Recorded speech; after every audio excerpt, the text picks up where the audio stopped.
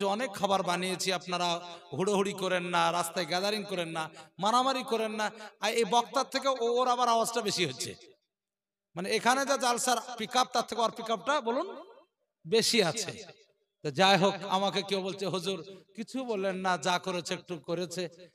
ওটা আসলে না খেতে দিলে জালসা মানাচ্ছে না, তাই ব্যাপার। এই কদিন আগে আপনাদের আড়াল বেগিয়াতে জালসা এসেছিলাম, তো ওখানে বক্তব্য শেষে খেতে দিয়েছিল, তো ওই গ্রামটার খুব বদনাম হয়ে গেছে। ওরা খেতে না দেওয়ার জন্য লাস্টে দিয়েছে, তাই বলছে।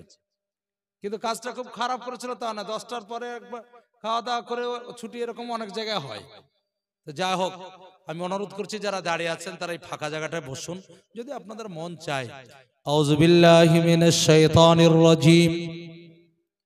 বিসমিল্লাহির রহমানির রহিম। আলহামদুলিল্লাহি রাব্বিল আলামিন। আর